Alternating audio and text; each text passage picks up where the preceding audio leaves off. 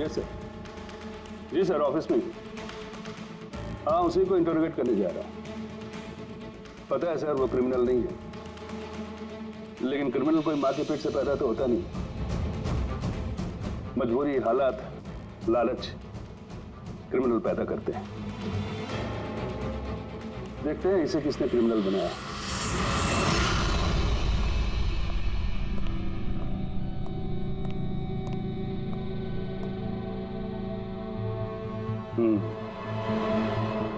अब ये case CID नहीं, क्राइम ब्रांच को सौंप दिया गया है।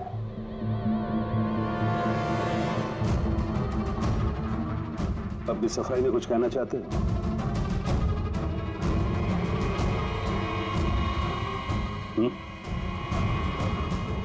मैं deputy commissioner of police Rajiv, बहुत सुना है तुम्हारे बारे में, लेकिन कभी सोचा नहीं था इस हालत में मुलाकात होगी। मैंने भी बहुत सुना आपके बारे में सर। सुना है काफी सख्त ऑफिसर हैं आप। फिर तो तुम समझ गए होगे, थोड़ी सी भी ढील मैं तुम्हें दूंगा नहीं। कानून सबके लिए बराबर होता है सर। अगर मैंने गुनाह किया है तो सजा का उतना ही हकदार हूं जितना कि कोई आम मुजरिम। विक्रांत को क्यों मारा तुमने?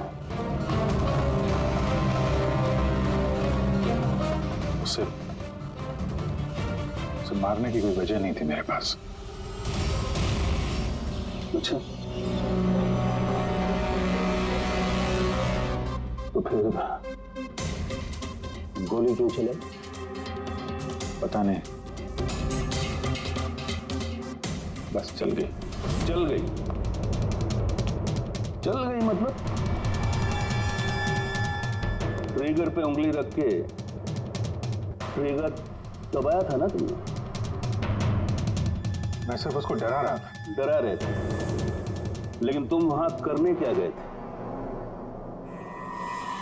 पुलिस उसे कोर्ट ले जा रही थी।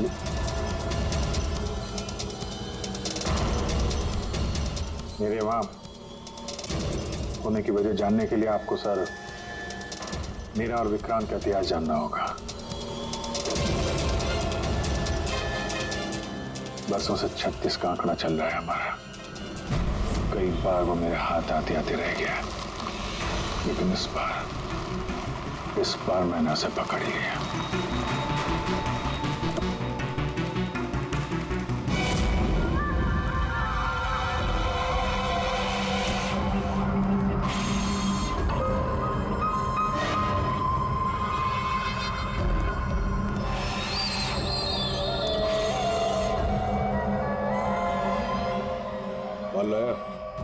जी, आपने जितना बोला था उतना है।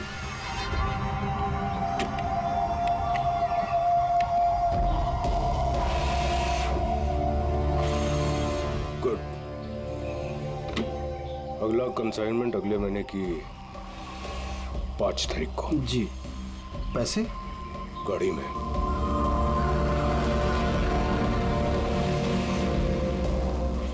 क्या बात है, इतना पसीना क्यों आ रहा है? पसीना? नहीं तो। जिस स्कूल में तुझे एडमिशन नहीं मिला था ना, उस स्कूल का हेडमास्टर था मैं। क्या छुपा रहा है? नहीं, कुछ भी नहीं। ओह, तो ये बात है। किसने भेजा? सीआईडी को बुलाया तूने? विक्रांत को धोखा देना बहुत महंगा पड़ेगा तुझे।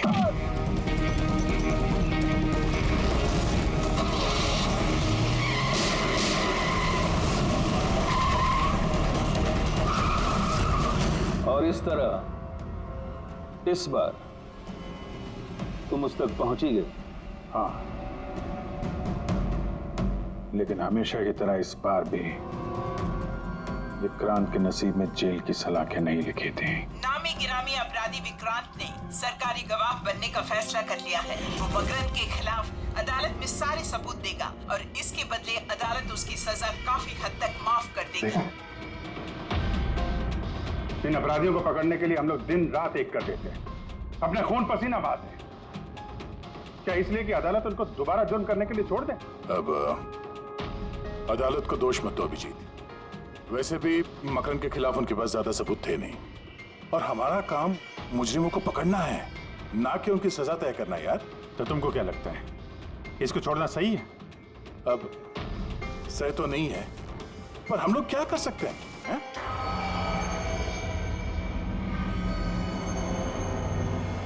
कर सकते हैं दया, बहुत कुछ कर सकते हैं। बहुत बड़े बड़े मुजरिम देखे हैं मैंने सर, पर ये विक्रांत कुछ अलग ही था। हर बार कुछ ना कुछ करके बच ही जाता। तो इस बार उसका बच निकलना तुम्हें मंजूर नहीं था, क्यों? यही बात है ना? ठीक समझा। इसलिए जब मुझे पता चला कि इस केस का इंचार्ज मेरा पुराना दोस्त मुरली है, तो विक्रांत से मिलना है मुझे। यार सिर्फ 10 मिनट। अभिजीत, तुम ये जानते हो कि ये मुमकिन नहीं है। This doesn't fit into any kind of protocol. मैं तुम्हें परमिशन नहीं दे सकता। परमिशन? वो आरती याद है तुम्हें? बीकॉम सेकेंड ईयर की स्टूडेंट, कैसे तड़पा तड़पा के मारा था उसने। किसने परमिशन दी थी उसे ऐसा करने के लिए? और वो 80 साल की बूढ़ी औरत जिसे आंख से दिखता नहीं था, उसके हाथ पांव काट दिए थे उसने। एक 8 साल के बच्चे तक को। अभिजीत, मैं उसकी पूरी केस हिस्ट्री को जानता हूं। फिर तुम ये भी जानते होगे किसी भी जेल में 15-20 दिन से ज्यादा नहीं टिकता ये विक्रांत। यार मेरा उससे मिलना बहुत जरूरी है। एक लड़की का किडनैप हो गया, पिछले 2 महीने से नहीं मिल रही है। सिर्फ विक्रांत जानता है कहां है वो। यह लड़की की जिंदगी का सवाल है, समझो यार, सिर्फ 10 मिनट। ठीक है, लेकिन सिर्फ और सिर्फ 10 मिनट। तो इस तरह तुम विक्रांत के कैंप तक पहुंचे, लेकिन तुम्हें तो सिर्फ उस लड़की के बारे में जानना था ना? ये सब कैसे हो? ये सच है सर, मैं सिर्फ लड़की के बारे में जानने गया था, मगर 5 मिनट का टाइम दे रहा हूं, दिमाग पे जोर डाल ले और अच्छी तरीके से हिला ले। आरजू कहाँ है? आरजू? कौन सी आरजू? किसकी आरजू? मैं नहीं जानता किसी आरजू को। वही लड़की जिसे तूने किडनैप कर रखा है। ओह सॉरी, भूल गया था। कहाँ रखा है उसे? जानता है अभिजीत, पिछली बार भी मैंने एक लड़की को किडनैप किया था, फिर भूल गया था। फिर अचानक 2 महीने के बाद मुझे याद आया, तो फिर जाकर देखा कि उसकी लाश कुर्सी से बंधी हुई थी और उसकी लाश पर मक्खियां भिनभिना रही थी। और अब आरजू का भी वही हाल होने वाला है। ऐसा कुछ नहीं होगा।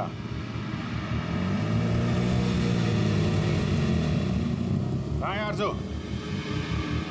हाँ, याद आया, मेरी जेब में, निकाल ले।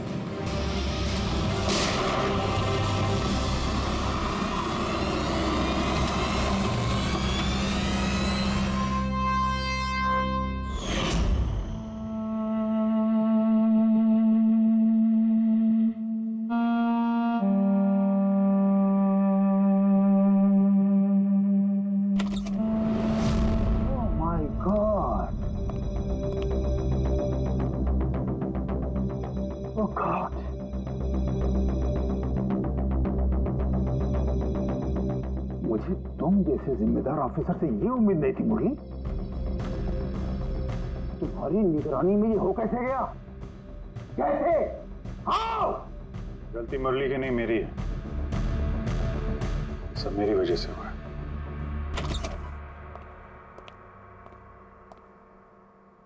वाह वाह, क्यों एसपी साहब, बड़ा गर्व हो रहा होगा आपको। तो इतिहास में पहली बार किसी सीआईडी ऑफिसर के हाथों खून हुआ है, और वो भी एक सरकारी गवाह का। चैन साहब, आपको जो कुछ कहना है मुझे कहिए। अपराध मैंने किया है। तुमसे नहीं, एसीपी प्रद्युमन से ही बात करूंगा, क्योंकि अगर सीआईडी की नाक कटती है, फाइनली सारी जिम्मेदारी प्रद्युमन के कंधे पर ही आती है। इसलिए तुमसे ही बात करूंगा।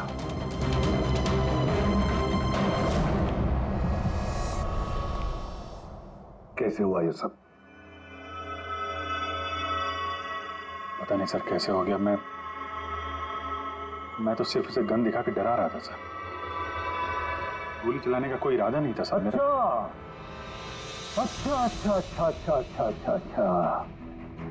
तो तुम सिर्फ गन दिखा रहे थे, हाँ? और गन अपने आप चल गई। तुम सीआईडी ऑफिसर हो या कोई नौसिखिए? I mean amateur shooter.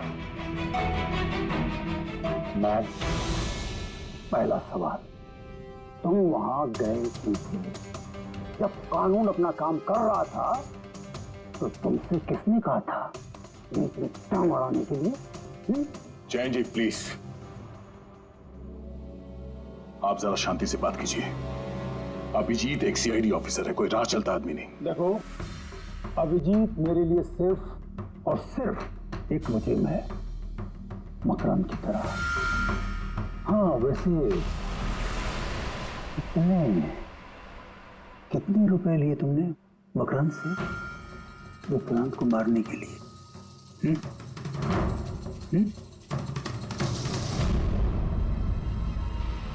अगर तुम एक वकील ना होते और मैं एक सीआईडी ऑफिसर नहीं होता तो ये सवाल तुम्हें बहुत भारी पड़ता। Oh really? देखो देखो देखो देखो, एसीपी प्रद्युमन, इसके तेवर तो देखो। फोन करके बैठा है और मुझ जैसे लॉयर को, सीनियर लॉयर को धमकी दे रहा है। ऐसे चार्जेस लगाऊंगा आप जन्म तक जेल में बैठ के सोओगे। ये चीज हो गए तुम वहां। मानता हूं गोली चलाई मैंने सर, विक्रांत को मार दिया, लेकिन उसे मारने का कोई इरादा नहीं था मेरा। खून सिर्फ खून होता है अभिजीत, इरादा चाहे कुछ भी हो, गलत या सही कोई फर्क नहीं पड़ता। अदालत में ये सब काम नहीं आए हैं। ये प्रोसिक्यूटर, जैन, मीडिया वाले धज्जियां उड़ा देंगे तुम्हारी, धज्जियां। इस जुर्म की सजा भुगतने के लिए मैं तैयार हूं सर, लेकिन जयंत और मीडिया वाले जो मुझ पर इल्जाम लगा रहे हैं मकरंद से मिले होने का, ये मैं कभी बर्दाश्त नहीं कर सकता। अभिजीत, फिर तो तुम्हें कोई नहीं बचा सकता।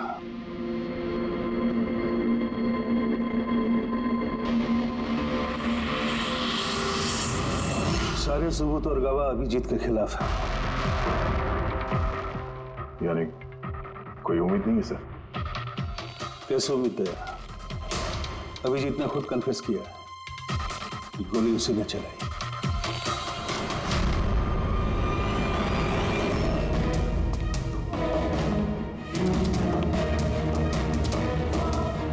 विक्रांत की मौत अभिजीत की गोली से नहीं हुई है बॉस। मतलब ये कि विक्रांत को गोली लगी है ठीक फेफड़ों के नीचे, और जब गोली फेफड़ों के नीचे लगती है तो इंसान की मौत होने में 20 से 30 मिनट लगते हैं, और विक्रांत की मौत तुरंत हो गई थी। एग्जैक्टली। इसीलिए मैं कहता हूं विक्रांत की मौत अभिजीत की गोली से नहीं हुई है, इसकी कोई और वजह है। और क्या वजह हो सकती है? उस वैन में ड्राइवर अभिजीत और विक्रांत के अलावा और कोई नहीं था। एक गोली चली, वो भी अभिजीत के गन से। उस वक्त वैन के अंदर कोई और नहीं था, और वैन के बाहर तो कोई और हो सकता है।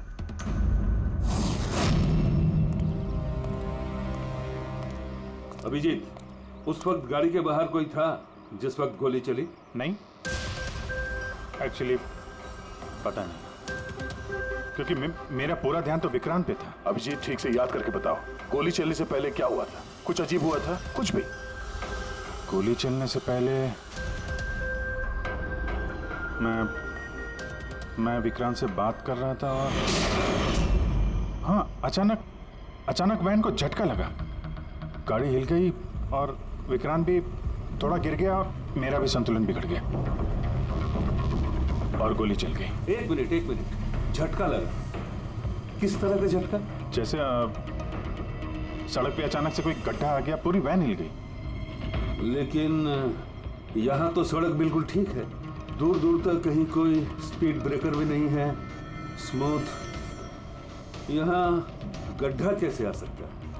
हाँ साहब, झटका लगा था, मेरी पूरी वैन यूं दाईं तरफ मुड़ गई।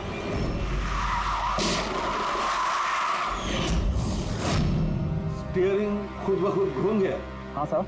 ये कैसे हो सकता है? साहब ये तो मुझे भी पता नहीं चला कैसे हो गया। इससे पहले कि मैं वैन को संभाल पाता, पीछे से गोली चलने की आवाज आ गई।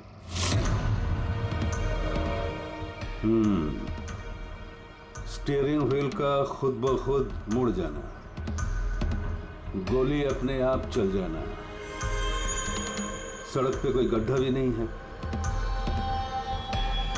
आखिर यहाँ हुआ तो क्या हुआ?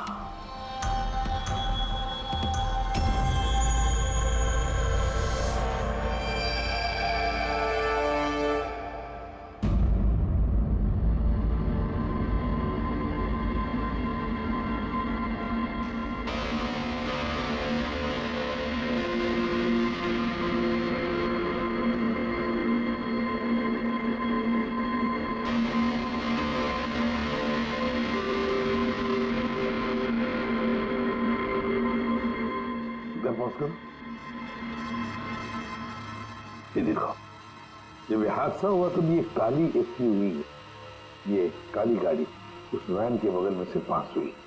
मतलब सर विक्रांत का खूनी शायद इसी गाड़ी में? हाँ, हो सकता है सर। ये गाड़ी कहीं रुकी नहीं सर, ये सीधे सीधे चली गई और दूसरी गोली की आवाज भी नहीं आई।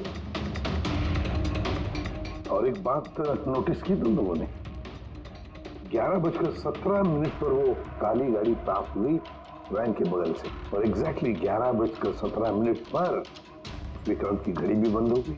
हाँ सर, अभिजीत की घड़ी भी 11:17 को ही बंद हुई थी। हाँ? ये दोनों घड़ियों का एक साथ बंद होना और इस कार का ठीक 11:17 पे वहां से गुजरना, ये संजोग नहीं हो सकता। बिल्कुल सर, बिल्कुल सही कहा आपने, कि कोई संयोग हो ही नहीं सकता। जरूर कोई ना कोई राज छुपा है उस काले रंग के एसयूवी में, जो अभिजीत की बेगुनाही साबित करेगा। तो यहाँ इस फुटेज में इस गाड़ी का नंबर तो दिख नहीं रहा है। इस जगह से 5 किलोमीटर दूर सर टोल नाका है, वहां के सीसीटीवी फुटेज से शायद इस कार की डिटेल मिल जाए। हाँ।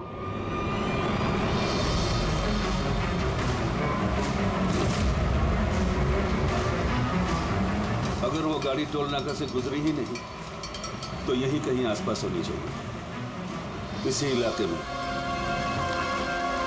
सर, वो देखिए, काले रंग की कार।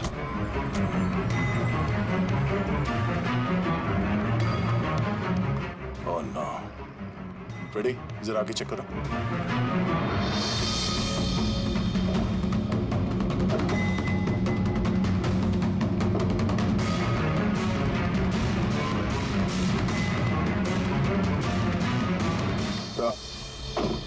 ये वही काली एसयूवी है, जला दी गई है।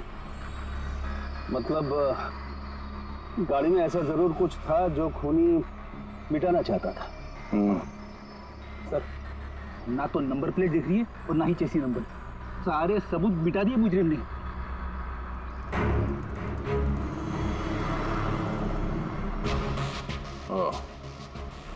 बड़ी एक काम करो, जरा आसपास पूछताछ करो, देखो किसी ने यहाँ पे कुछ देखा है क्या।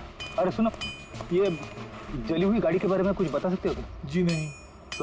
हाँ? ये देखिए, सीट के नीचे ये डिवाइस पड़ा था। Electric device. हाँ सारुण के, क्या डिवाइस है, कुछ पता चला? हाँ बस, पता तो चल गया है, लेकिन इसे अच्छी तरह से समझाने के लिए मुझे एक डेमो देना पड़ेगा आप लोगों को। मान लीजिए कि ये विक्रांत है और हम इसे मारना चाहते हैं, लेकिन हम इसके करीब नहीं जा सकते। तो फिर इसे कैसे मारा जाए? कैसे? डॉक्टर सालुंखे, हमें पता होता तो आपके पास क्यों आते? प्लीज आगे बताइए। हाँ, बताता हूं।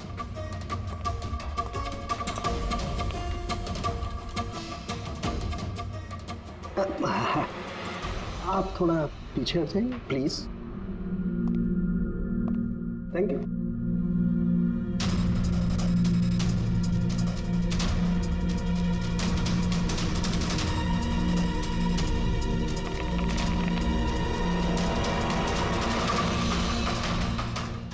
देखा आपने? बॉस, बिना नजदीक जाए इसे ऐसे मारा जा सकता है। ये आपने किया कैसे सर? क्योंकि जैसे ही हमें इस डिवाइस के बारे में पता चला, हमने विक्रांत के पुराने मेडिकल रिपोर्ट्स मंगवाए जेल में से। ये स्कैन 2 महीने पुराना है और ये वाला स्कैन ये हमने कल रात को लिया उसके मरने के बाद।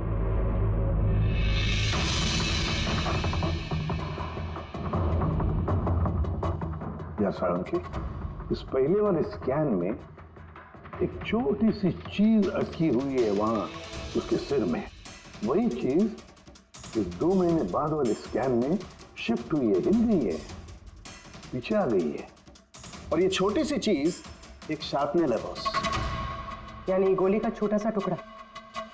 और फिर ये शार्पनेल वहां से इस तरफ शिफ्ट हो गया, जिस वजह से विक्रांत की सबड्यूरल हेमेटोमा यानी ब्रेन ब्लीडिंग की वजह से मौत हो गई।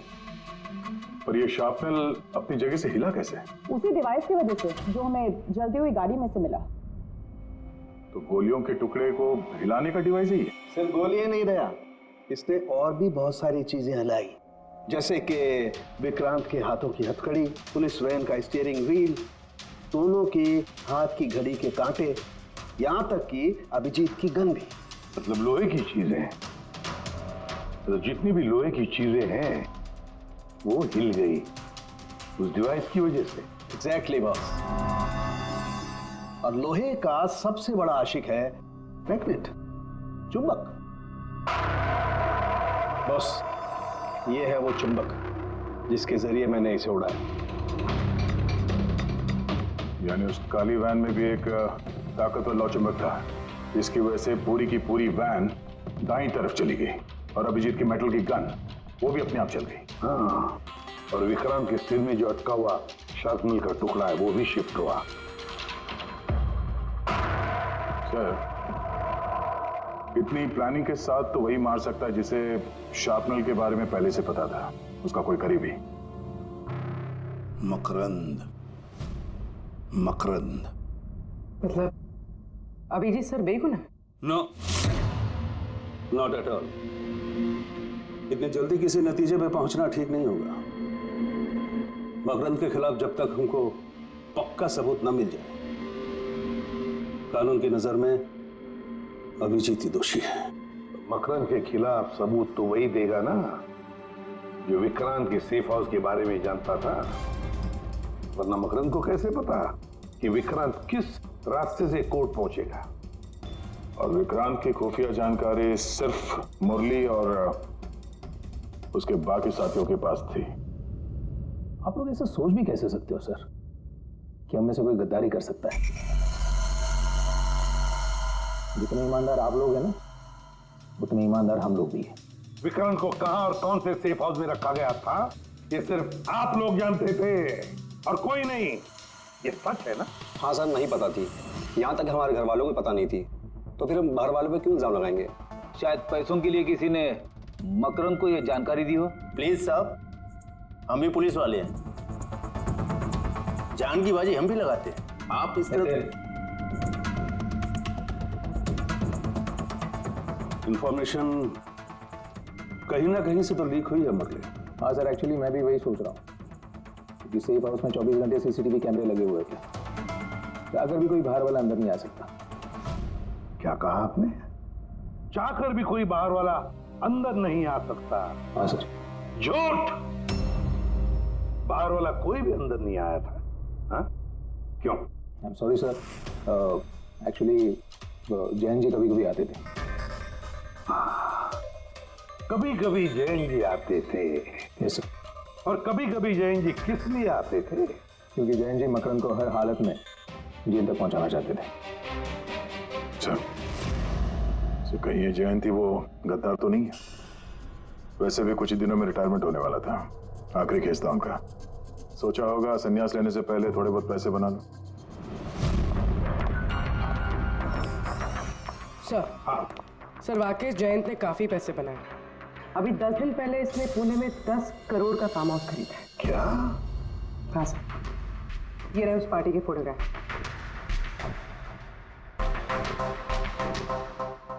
एक मिनट, माय गॉड, दया पहचाना इसे? हाँ सर, ये तो जोगी है, मकरंद का खास चेला। जोगी मकरंद का खास चेला, और वो भी जयंत की पार्टी में।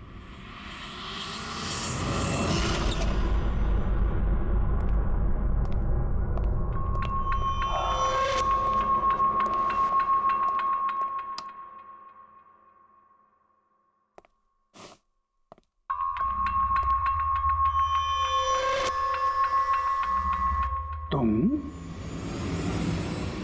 यहाँ कैसे? और मेरे घर में घुसे कैसे? हाँ? मुजरिमों को उनके बिल से निकालने के लिए बिल के अंदर तो घुसना ही पड़ता है जैन साहब। मुजरिम मुजरिम मैं हूं या तुम? मैं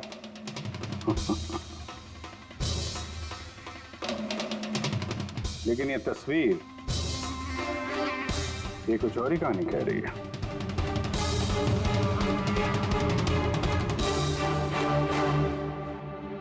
नो, आई डोंट नो, मैं नहीं जानता। नहीं जानते? कमाल है, बहुत भोलेपन का नाटक कर रहे हो जैन साहब। मकरंद के पैसों से ये फार्म हाउस खरीद लिया और अब उसके चेले जोगी को पहचानने से भी इनकार कर रहे हो। What nonsense! कौन जोगी? कैसा जोगी? मैं किसी जोगी वोगी को नहीं जानता। अगर नहीं जानते तो ये जोगी तुम्हारी पार्टी में क्या कर रहा था? देखो, मेरी पार्टी में 400 से ज्यादा लोग आए थे। अब मैं हर एक को तो नहीं पहचानता ना। और रहा सवाल मेरे फार्म हाउस का, तो मेरी जिंदगी भर की खून पसीने की कमाई है, समझे? मकरंद की बात कर रहे हो ना तुम? वो देखो, उस केस में उसके खिलाफ सारे सबूत मौजूद हैं। विक्रांत ने मरने से पहले मुझे सारे सबूत सौंप दिए थे। मकरंद को तो मैं फांसी पर लटकाऊंगा और साथ में तुम्हें भी। लाइट हो क्या हुआ? स्विच तो ऑन है। हुआ क्या लाइट को?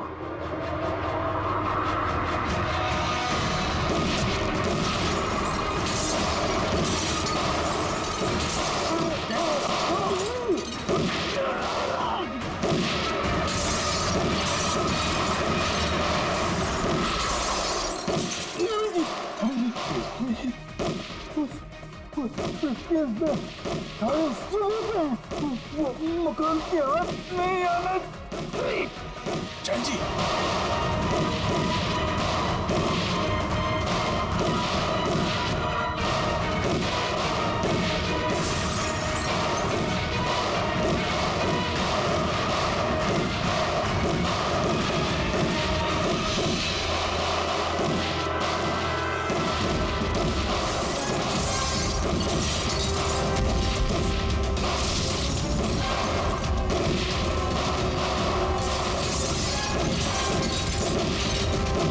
कमाल कर दी तुमने अभिजीत, वाकई कमाल कर दी। पर पूरी मीडिया तुम्हारे जान के पीछे पड़ी है, अब तो उनको लॉटरी लग गई। अब कह रहे जैन का खूनी अभिजीत है। सर, उनके कहने से क्या होता है? आपको पता है मैं निर्दोष हूं सर। लेकिन तुम्हें वहां जाने की जरूरत क्या थी? जैन के घर में, वहां के सीसीटीवी कैमरे में साफ दिख रहा है कि जैन के मौत के वक्त तुम वहां थे। और सिर्फ इतना ही नहीं, अब तो पूरी सीआईडी टीम पर इल्जाम लगा रहे हैं कि हम तुम्हें बचाने की कोशिश कर रहे हैं। इल्जाम तो लगेगा ही ना प्रद्युमन। जयंत मकरंद के खिलाफ नया सबूत पेश करने वाला था अदालत में, और ठीक एक दिन पहले उसकी मौत हो गई। हाँ, लेकिन वो सबूत मुजरिमों के हाथ नहीं लगा सर। मैं लेके आया। जैन से मरने से पहले मुझे ये सारे सबूत सौंप दिए। ये सबूत, ये फोटोग्राफ्स, ये पेपर्स, ये सबूत काफी नहीं है मकरन को अदालत में सजा दिलवाने के लिए। काफी नहीं है ये सबूत। तो वो पेन ड्राइव से कुछ पता चल सकता है ना। हाँ, अभिजीत, ये पेन ड्राइव पासवर्ड मांग रही है। जयंत ने मरने से पहले पासवर्ड वगैरह बताया था? नहीं सर, इसके पहले वो कुछ बोल पाते उन्होंने दम तोड़ दिया था। अरे यार,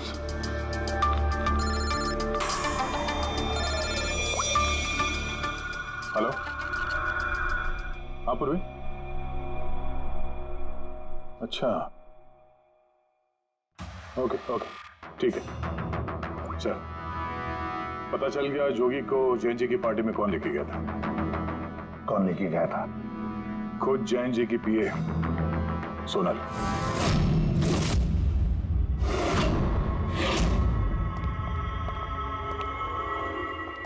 सर ये सब? सोनल, पूरी तेरा ऑफिस कर।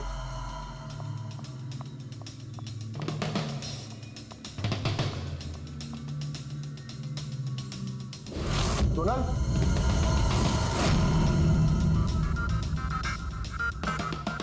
सर अभी तो कोई भी नहीं। सर कोई नहीं होगा। तो सोनल गई कहाँ?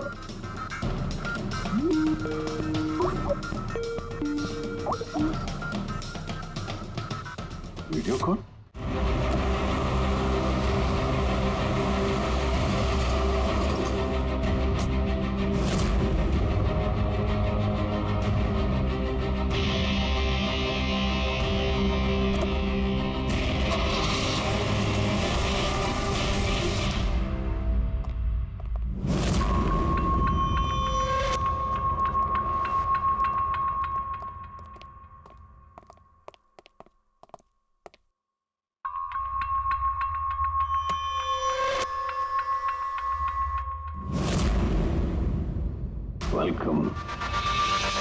वेलकम अभिजीत।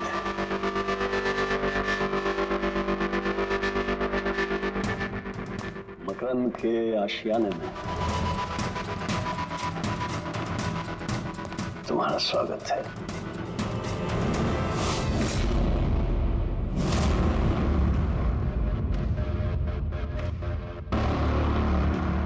सबूत इधर है बॉस।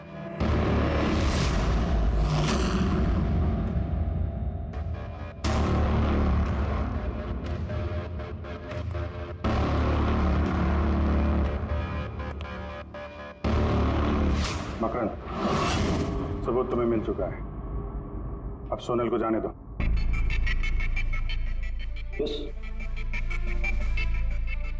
वैसे भी वो कहते हैं ना कि मरने वाले की अंतिम इच्छा अधूरी नहीं रहनी चाहिए। सोनल को बुलाओ।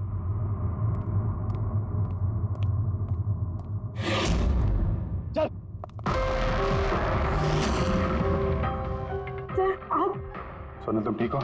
हाँ सर मैं ठीक हूँ। तुम जाओ यहाँ से। लेकिन सर आप। मेरी चिंता मत करो, तुम निकलो, जाओ।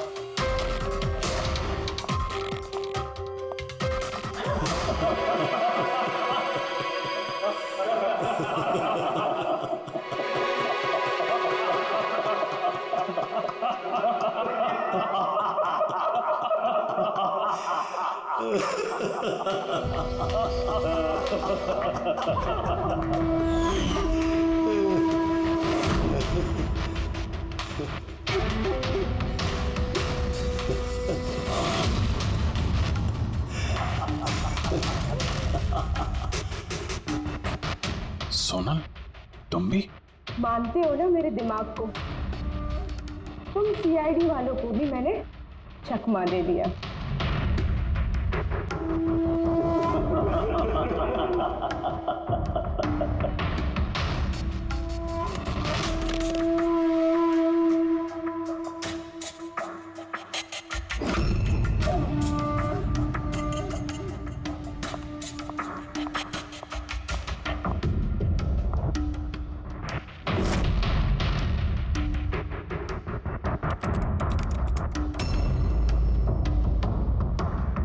मुझे पता था जयंत यही पासवर्ड रखेगा। Makram will die. Now, stop conversation. Start the operation.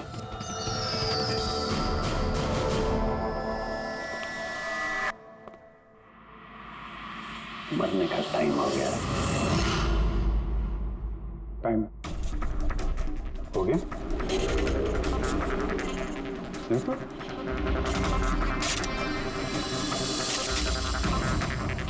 Oh, magnet. तुम लोगों को क्या लगा? चुंबक को हथियार बनाना सिर्फ तुम लोगों को आता है?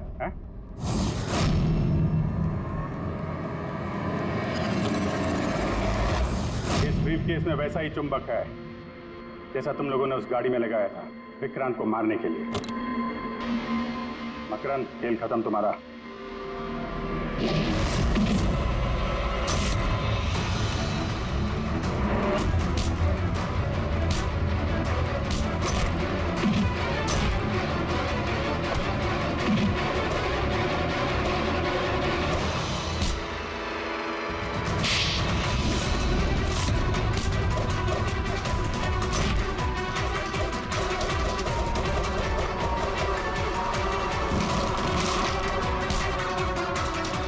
पैसों के लिए अपने बॉस को धोखा दिया? हाँ?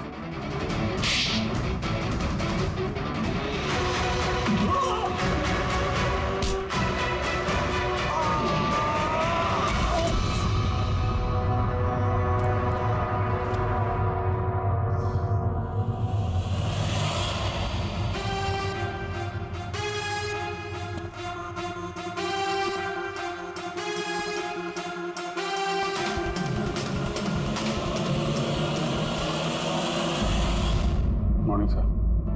कॉन्ग्रेचुलेशंस अभिजीत, फाइनली तुम पर लगे सारे इल्जाम आज धुल ही गए और एक बार फिर उसी गर्व के साथ तुम सीआईडी की ड्यूटी ज्वाइन कर सकते हो।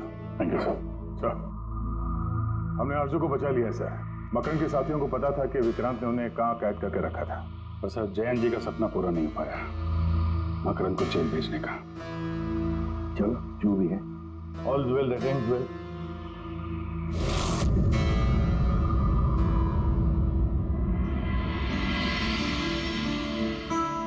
संभालो अपनी अमानत को।